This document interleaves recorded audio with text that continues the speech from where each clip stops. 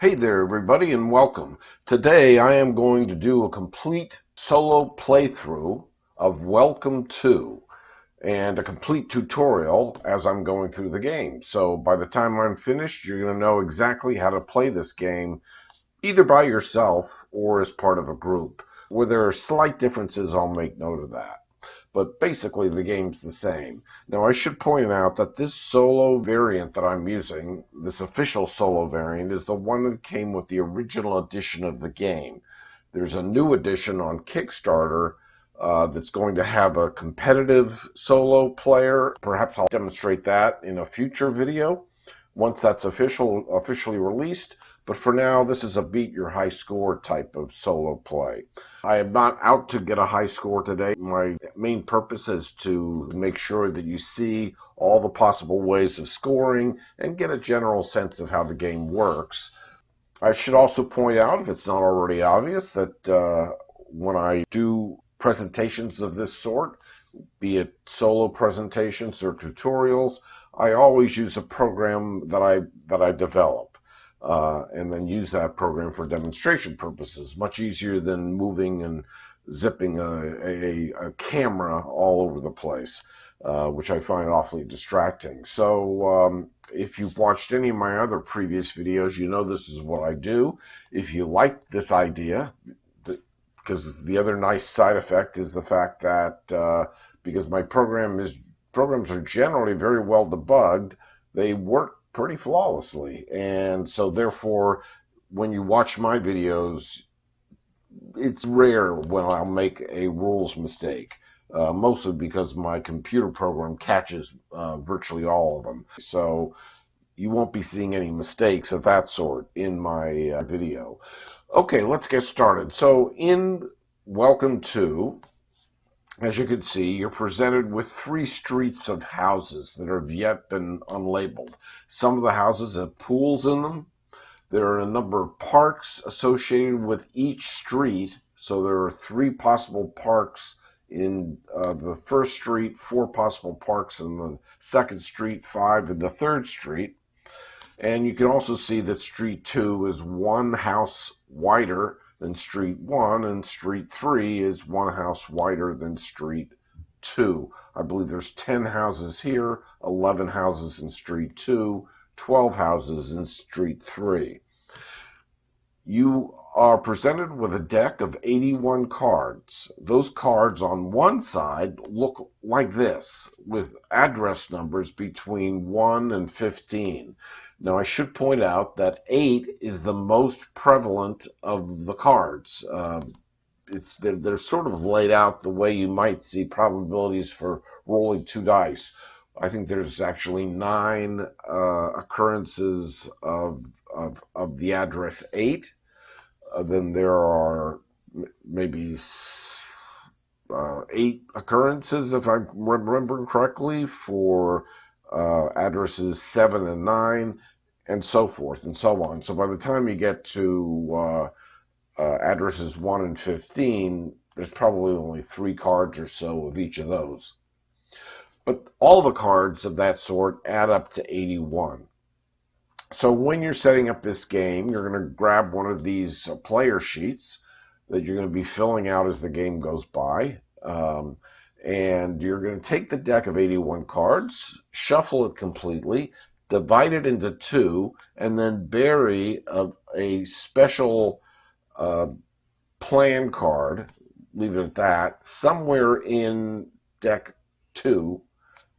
So you'll bury it in there, you'll shuffle it up, and then you'll put deck 1 on top of deck 2, so that we'll know that that special plan card is going to surface sometime in the second half of the game. Now, every turn consists of you drawing 3 cards from the deck, and you're going to be making a choice. And now in the solo game, you're going to be making a choice of 1 address and the effect on the other side of one of the other 2 cards that you didn't select. When you're playing a normal game of Welcome to, 6 cards will be drawn, and you're going to choose a pair of cards, one under the other or one to the side of the other. But in this case, For example, if I choose the 1, you notice I can't choose this effect. I've got to choose one of the other 2 effects. Okay? Basically, what you're seeing here on top is the opposite side of this card. And because I'm using my computer program, it's easy enough for me to do that. If you were using the actual game pieces, you would either have to flip this card to see what was on the other side, or see what's on the other side based on the little icon here in the top right corner. You'll notice there's a fence there that indicates that on the other side is a fence. There, over here, is a blue pool, telling you that there's a pool on the other side of that card. And over here, there is a pink bis mailbox, which tells you that's what's on the other side of that card. So when you're playing the solo game, like I said, you're going to pick one address and a different backside of one of the other 2 cards. Now I said there were 82 cards. Remember, right now there's only 79 remaining in the deck. That's because 3 cards have already been drawn. These 3 cards. I originally said there were 81 cards in the deck, but of course when you add that special solo that got buried into the bottom half of the deck, that brought the total deck size up to 82. So we're looking at the first 3 sides of the first 3 cards that were drawn from the deck, leaving 79 behind so far. Now, there are different ways you can score in this game. The best way to score, I suppose, is by trying to accomplish one of these plans. Now, there are a number of plan 1s, a number of plan 2s, and a number of plan 3s. Normally, you would put plan 1 and then plan 2 to the right of that and plan 3 to the right of that. But I like for my program to show me the highest scoring plan first. So that would be plan 3 actually could score possibly 11 points. Plan 2 can score me as much as 7 points. Plan 1 can score me as much as 6. This keeps my focus on the higher scoring plans.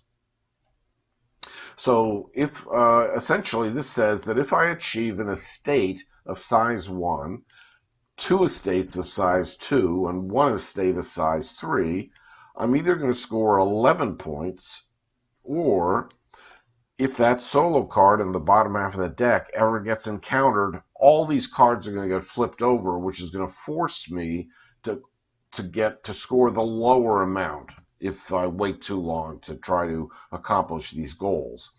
When you're playing with other players, then the first player or players to achieve a goal, they score the higher amount and then flip the card, so anybody in a future round scoring that same goal will get the smaller score. So again, that's another minor change between the solo version and the multiplayer version. So you can see what I'm going for here. I want to try to get these 11 points by having a size 1 estate, 2 size 2 estates, and 1 size 3 estate. An estate are multiple houses that have been cut off or separated by fences. So if I put a fence here, for example, I would have created a size 1 estate. But it's only good if there's a number that's assigned to the house in that estate. It's not a size 1 estate if it's empty. Similarly, after putting that fence line, if I put another fence line here, I would now have a size 1 estate and a size 2 estate, because these 2 houses are separated by a fence here and a fence here. Again, it wouldn't be an estate unless there were actual numbers in those houses. Now, the second plan here, plan 2, is to have 2 streets with all of the parks built. And you'll see how that works soon enough. And finally, the first plan, which is actually the third one here because it scores the lowest points, 7 temp agencies must be built. And again, you'll see what a temp agency is. I plan to demonstrate all 5 effects. And as I demonstrate them, I'll show you how scoring works. My program is going to calculate the score as I go, but normally you wouldn't calculate the score until the end of the game. When you're playing this game, there's very little action. In fact, there's no interaction really between you and other players. You're all acting independently with your own score sheet, and you're all vying to see who can come up with the best score. Okay, so given that, let's begin. Now remember, I have to pick one address and a separate effect card that's different from that address card. Put the same way, I can pick one effect, but you can see if I pick this effect, I can only draw the other two, one of the other two addresses. So in this case, I could have a 10 with a fence. If I draw the pool, I could have a 1 pool or a 10 pool. And if I draw the bis, I can have a 1 bis and a 10 bis. Again, I'll explain all these effects as I go. I'm going to select pool and a 10. The idea here is to assign a number, the address 10, to a house where there's a pre-built pool. And if I do that, I'm going to score some points for that. Now, because these are standard streets, all the addresses have to increase in size from left to right. So obviously, I wouldn't put a 10 here. And we know that addresses vary, generally speaking, between 1 and 15, though it is possible, you'll see, to have a 16 or a 17 address. But by and large, I'm going to try to keep the 15s near the right and the 1s near the left. You can have gaps as you build the houses, but when you're done, you can't have a number that is higher to the left of a number that is lower. Unless you build a roundabout. And again, I'll explain that later on as well. For now, I want to build a 10 pool, and in order to do that, I am going to put the number 10 in this house that has a pre-built pool. Okay? Figuring that this is leaving room for 11, 12, 13, 14, 15. So I've got plenty of gap here. And similarly, 9, 8, 7, 6, 5, 4 with 3 cards to spare. So I can leave gaps when I'm assigning addresses, but I just can't go from a higher number to a lower number. So I'm going to assign the 10 to this first pool. Okay? And because I use the pool effect, I'm able to scratch out or cross out the first box of the pool effects, which are basically this set of boxes. Now, I think this first box probably had a 0 in it, I'm guessing. In other words, if I didn't build any pools, I wouldn't have gotten any points. And for now, I built one pool, 3 points. It's worth 3 points, and that's why my program says, so far I've got 3 points. Okay. Now we're on our next set of cards. We're into round 2. And I'm going to grab pools while I can get them. So I'm going to go with a pool 12. All right. And maybe this one would be good for a 12. 13, 14, 15. So it's leaving me no extra spaces here.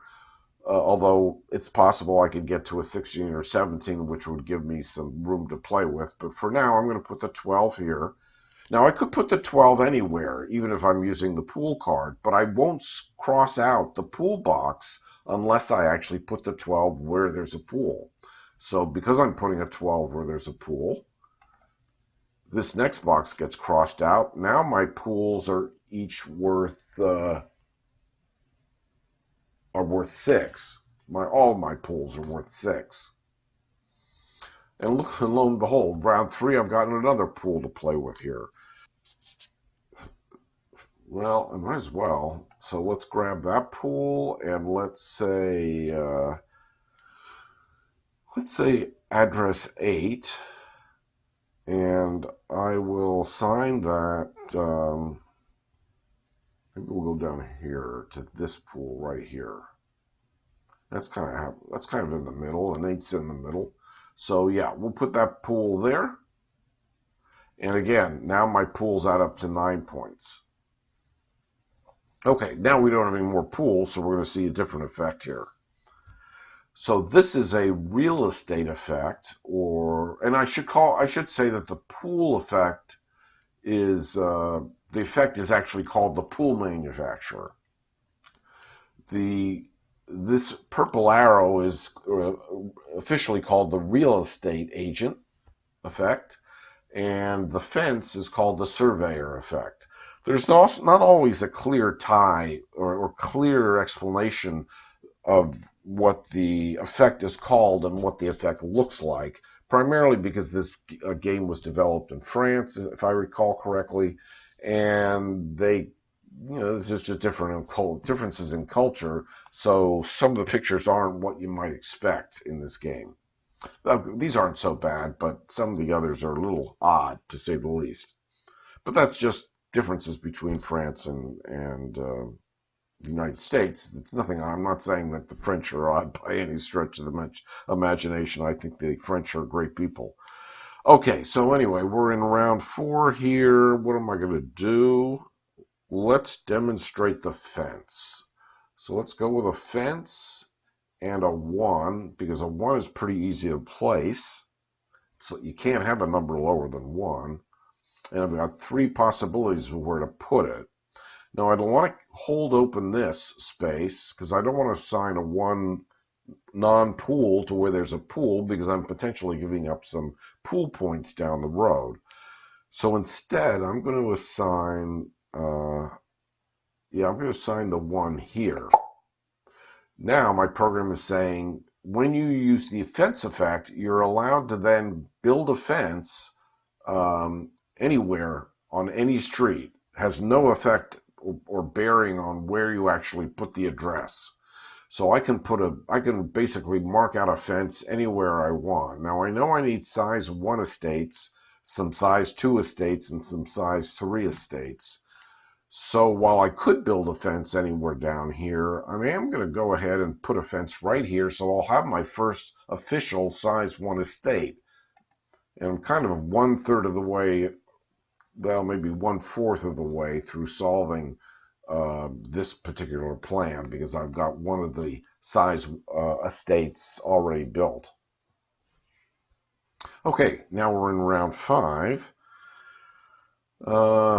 Again, we got fences and surveyors and estate size or real estate agents, but these control when you actually select this effect type, you're controlling the points you get for any particular size estate. So I will go with the 14 and the real estate agent. So the 14, as usual, goes in a house in a valid location.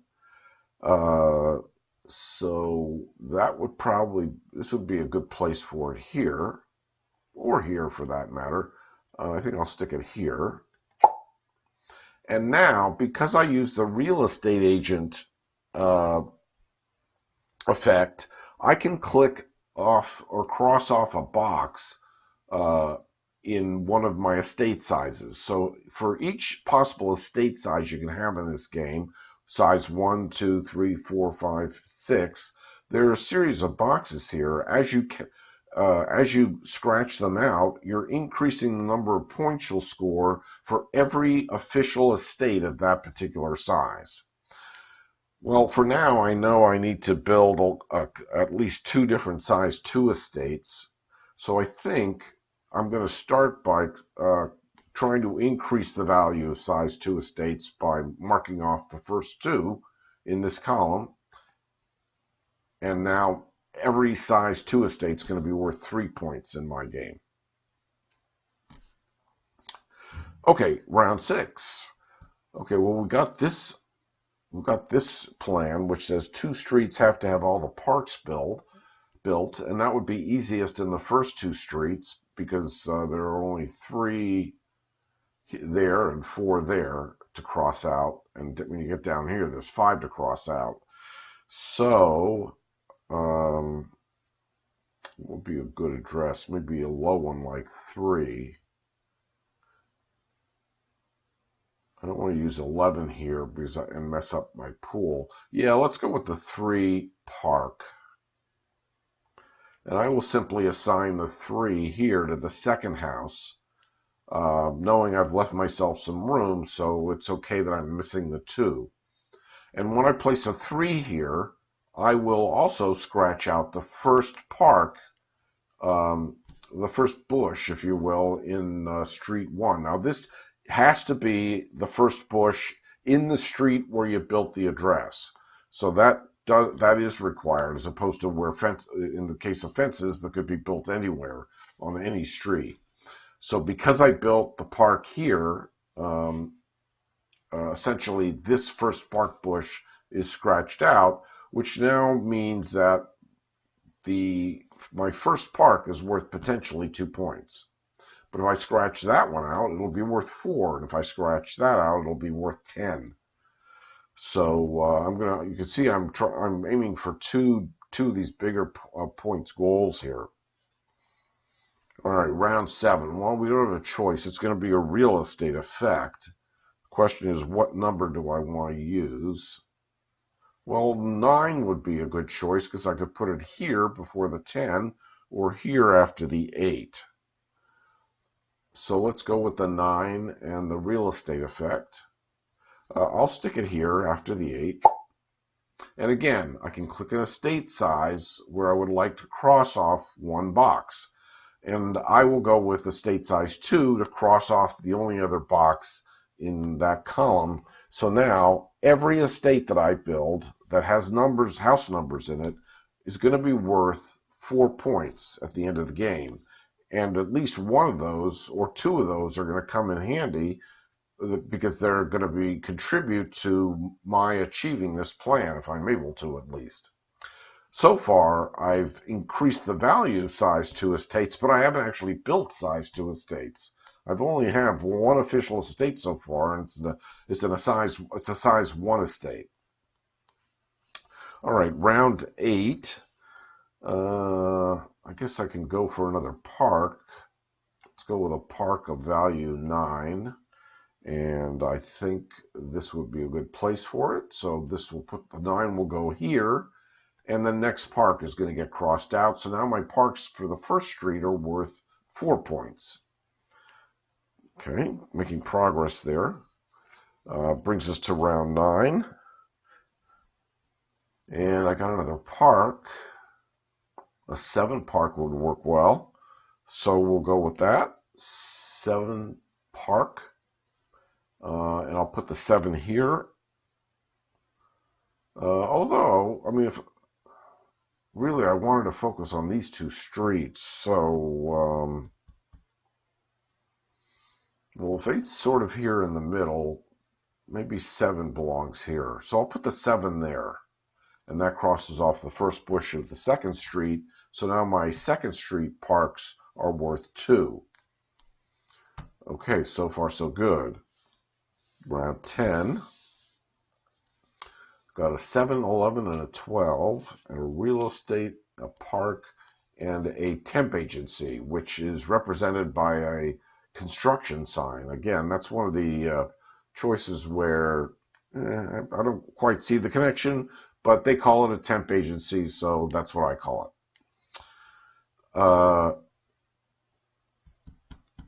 I think I'm just going to go for parks while I'm on a roll here.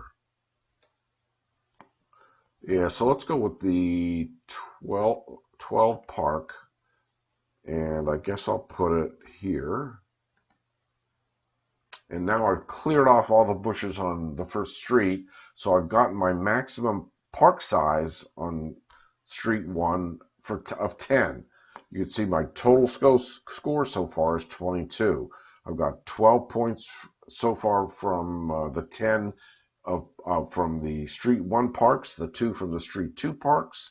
I've got 9 points for my pools. That's because I've crossed off 3 boxes so far. I've only built 1 estate so far, and it's currently giving me 1 point because I haven't crossed that box off. So I'm scoring 1 point for estates. These are negative points over here. So far, no negative points. So my score is 12 plus 9 plus 1 so far, 22. And we're in around 11. And do I want to focus, demonstrate BIS, or do I want to focus on getting my estate sizes up? I think that's really what I'd like to do here.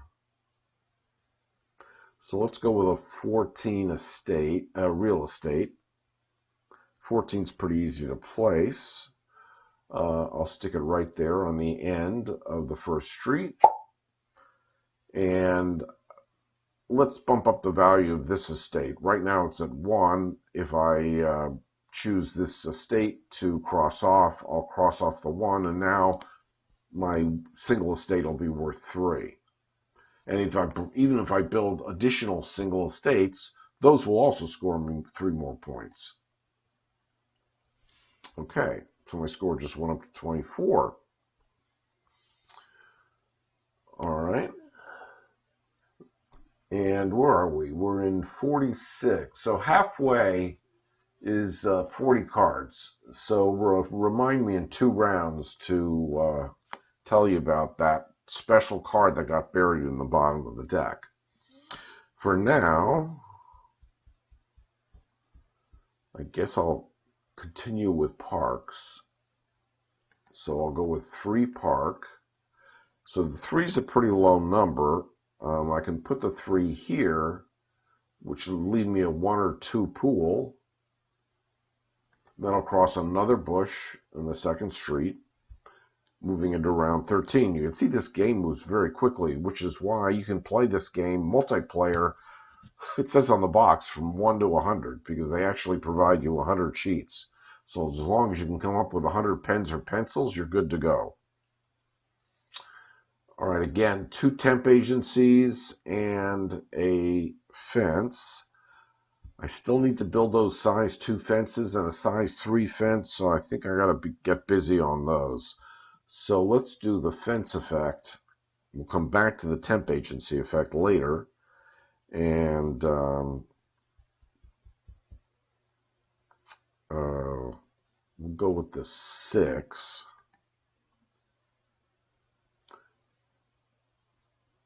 So if I put the 6 here, that leaves me a 7 and 8 there, and a 4 or 5 there. So this would be a perfect place for the 6. It's not where there's a pool, so I'm not hurting my chances for another pool. So I'll put the 6 there, and now I have to place another fence. Now remember, I need size 2s. I need size 3s. Here's a completed size 2 if I put the fence line here. Okay, so there's a size 2 that's already ready to go, a size 1 over here that's all ready to go. We're making progress. Round 14, we've got 2 temp agencies and a fence. I think I want to continue with my fences. Let's go with the 4 fence. I guess I could put it here. I could put it here and just mess up my chance of getting more. I don't know. I just don't think I'm not going to get all whatever there are 9 pools. So I am going to go put the 4 here, so I can get my size 3 estate built right away.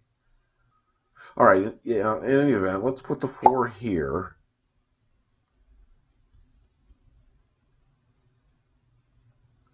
And I will build a size 2 estate, and so that's ready to go as well. I'll put my fence there. So now I have a size 2 here and a size 2 here. I still need a size 3 in order to, and it's probably going to be somewhere in here. Maybe I can get it on this next play here. So on round 15, well, we've got a park.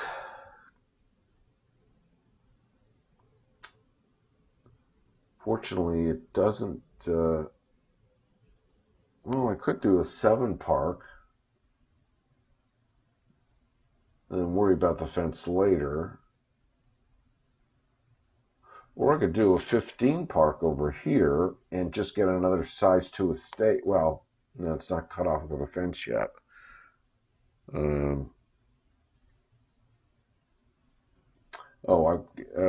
So what are we doing? We're definitely doing park, I think. Question is, what number do I want? Yeah, we'll go with a 15. I will put that over here in preparation for getting another fence here. So now my second street parks are up to 6.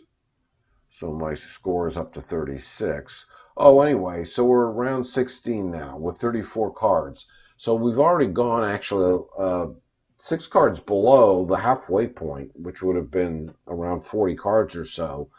But we haven't yet encountered that special plan card that got buried somewhere in the second half of the deck. It could have been close to the top, which meant we would have encountered it already. Maybe get lucky and it might be close to the bottom. But what's going to happen when that card gets drawn? It's going to be ignored as far as these cards are concerned, but it will cause all these cards to flip, which will then force me to score the lower value of the points. So instead of scoring 11 for this one, I'll score 6. Instead of scoring 7 here, I'll score 4, and so forth. So I really need to rush and focus so I can get these built before that solo card flips all my plans. And I guess I could go with the park here, because I only have one more park to cross off. Yeah, I think that'll work. So I'll go with the park. I'll go with the number 4. I'll put the 4 right here, and that will immediately allow me to score for this particular plan, which is going to score me 7 points because the card hasn't flipped yet. Now the game will end when I run out of the cards in the deck, or I've filled in every space of every house on my street, which is highly unlikely given there are 27 rounds in the game. But the game will end once I've completed all 3 plans. So sometimes you want to hold off on completing a plan. You want to try to use all the cards in the deck to give you the highest score possible. But then usually you don't get to the 3rd plan. I found it's tough to get all 3 plans done before that special plan card is revealed in the second half of the deck. But if it gets really buried near the bottom, it sure is possible. But even then, you're still dragging the game out to use all the possible cards. And that's what you really want to do in the solo game here, because you're going to get one pass at these 81 cards, so you want to use all of them to get the highest score possible. All right, so we've got 1 plan down. We're still looking, so we have 1 size 1, 2 size 2s, and I need a size 3. And I didn't get any fences here, because now at any point these cards will flip, and that can cost me some serious points. Well, let's since we don't have a dire need for parks anymore, let's demonstrate how the temp agency works. So just so it's not totally confusing here, let me pick an address first. So let's go with the 7 temp agency.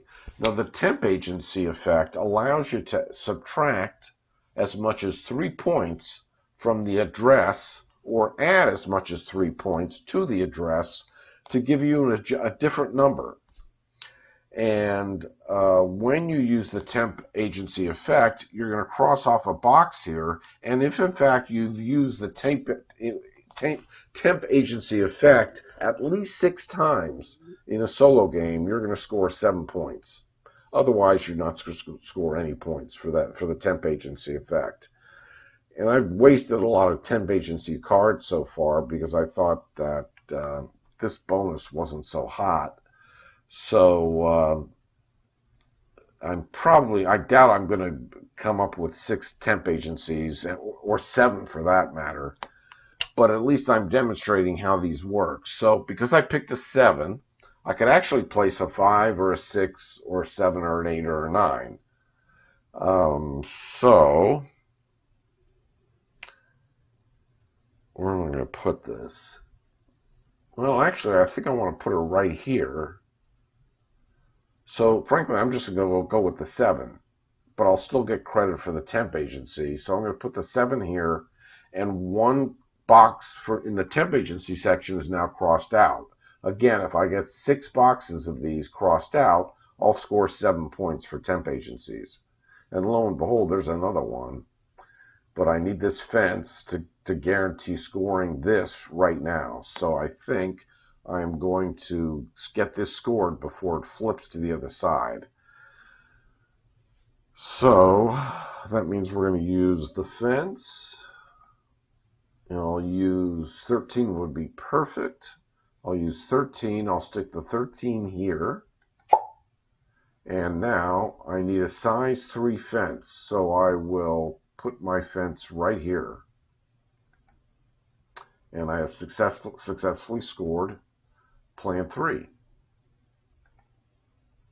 That got me so now I've gotten 11 points for that plan. That was the higher amount. I got 7 points for the second plan. That was the higher of the 2 amounts. So now there's only 1 plan left, but I highly doubt that I'm going to be able to score this. I just haven't been saving a lot of temp agencies, and I don't remember how many temp agencies there are in the deck, but I think it's something like 8 or 9. And I've seen a lot of them so far, so I'm not going to count on the fact that I'm going to see enough temp agencies left that I'm going to be able to pull this off. I mean, it's possible, but I think I'd rather focus on getting some of these estate values higher and building more estates. Okay, so for round 19, well, I could go with another pool.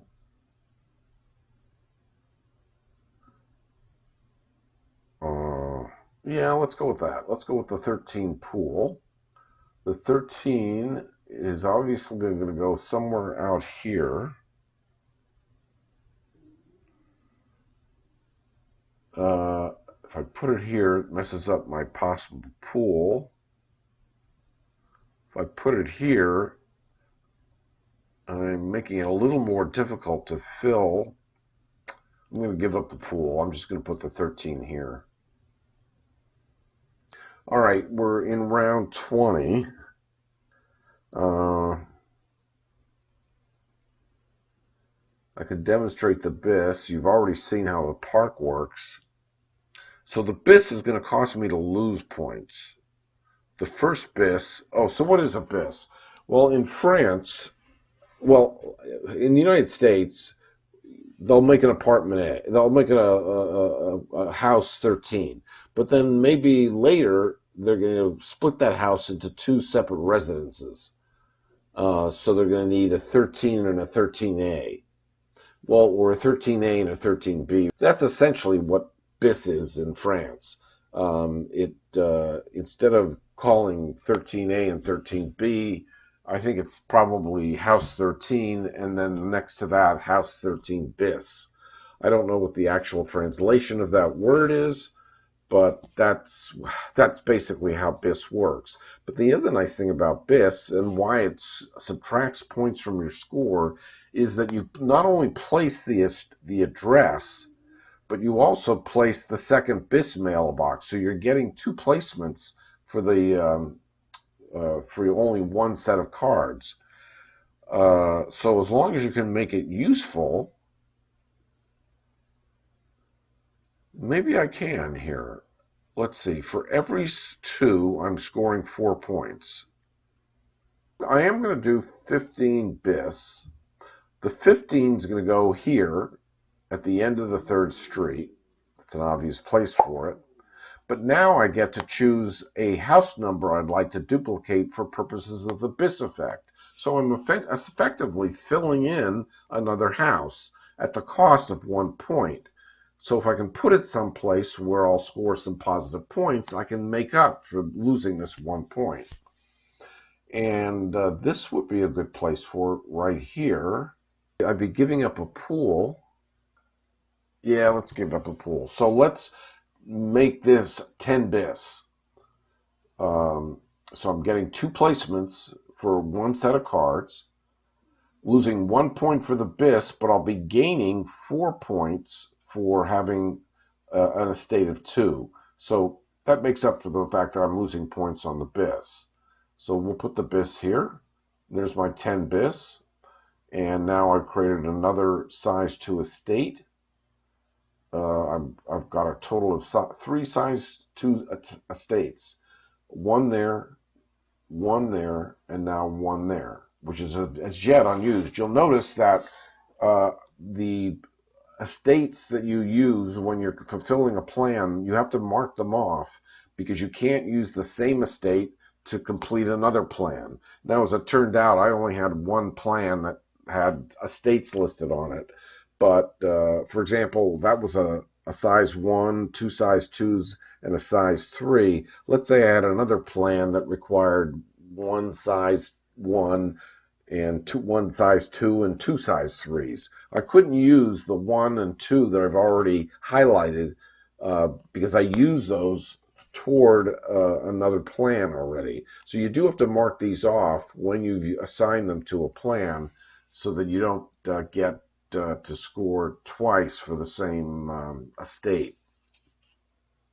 All right, anyway, we're nearing the end of the game. There are 27 rounds in the game. So there are basically 7 rounds left here.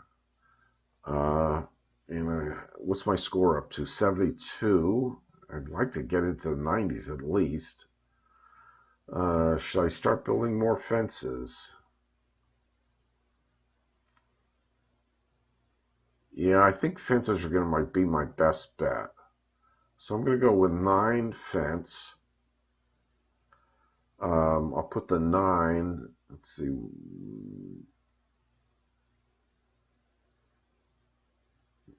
there, allowing for an 8, or if I put the 9 there, allowing for 10, 11. Yeah, I could put the 9 there.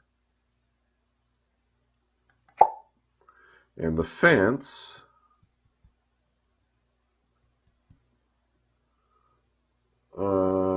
let's stick it here to create a size 4 estate, which will right now earn me 4 points. All right, round 22. Let's try 2 fence.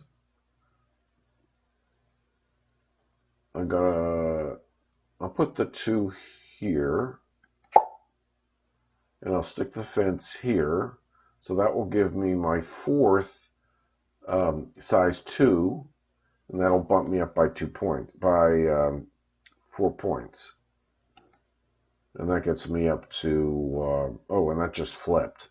Okay, that flashing was, that special plan card was drawn, and we didn't see it, but it effectively flipped that card. But anyhow, now I have 4 size 2s that are earning me 16 points. And I've got 23, 24, 25, 25 rounds left. And I think I'm just going to jump on fences and start just subdivide as much as possible. But I've got to make sure the numbers get filled at the same time. I was thinking, what if I could put a 10? Is this a good place for a 10 fence?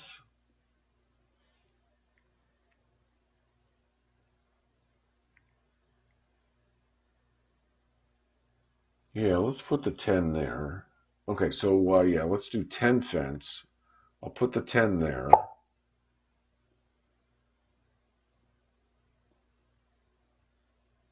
Oh, wait a minute. Okay, so where's my best fence going to go?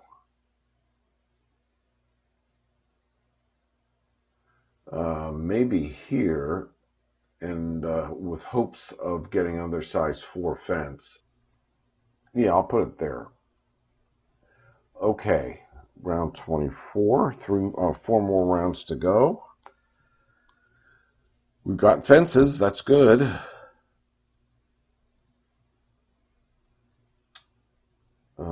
10 could go here. Yeah, 10 fence would work. We'll put the 10 there. So I'm up to 84. Okay, I think I'm doing pretty well here. I think I'm definitely going to get into 90. So I have to go with a 4. 4 fence. Do I give up on the pool and just put the fence right there and get myself another guaranteed 2? I think so. Let's put the 4 there, build the fence there, add 4 more points to my score. Okay, round 26. 2 more rounds to go. This is the 3 more cards left in the deck. So these are the 3 prior to that. And I did get another fence. Sure. Let's go with 6 fence. Put the 6 there. And the fence will go here. Or actually here. Since size 4s are worth the same as size 3s. I really should do something about getting my 4s up in value if I get another real estate. But again, chances of that are pretty slim. So I'll make a size 4 here. So I've got 2 size 4 estates. Now I'm up to 92. This is my last play. So I could build a fence. Oh, and I haven't demonstrated roundabout yet. You know what? So this is a roundabout, and any of these plans that have a little asterisk, they are sort of advanced variants, but they're not that advanced, so I have no problem playing with them. So with roundabouts, you can make up to 2 roundabouts. The first one you make is going to cost you 3 points. And the second one you make is going to cost you 8 points. So it's got to be really worth it to build a roundabout. But when you build a roundabout, you effectively skip the idea of placing a circle anywhere, of placing an address anywhere, and instead you are putting a roundabout, a circle, in one of these houses and putting a fence on either side of it. And you're also creating the situation where you've now created a break in the street and actually created 2 substreets. So you are allowed to restart your numbering to the right of that roundabout. Okay, so if I was going to build a roundabout, so let's make the roundabout here. Okay, so there's the roundabout with the 2 fences on either side. I want a 6. Oh, I want a 7 bis is what I want. I could even put a 1 here because remember, roundabouts, you start the numbering over again. So to demonstrate that, I will go, and then to make sure my program's working, I'm going to make a 1 bis. This bis is going to cost me 2 points. It better be worth it. 1 bis. The 1's going to go here. So that increases the number of 1s I've made to 2. I hope that counts right. That's accurate. And now I can insert my bis address, which is going to be right here for 10 bis. And I'll add another 4 for another 4 points. Yeah, that's going to be where my 10 bis is. Game is over because I've gone through all the cards. And my final score is 94. So that's semi-respectable, at least for me. I successfully demonstrated the game. So hopefully now you know how to play Welcome To. It's another clever roll and write without actually rolling dice. You're drawing cards instead. But it works really well. Fun game. I think they've got expansions planned.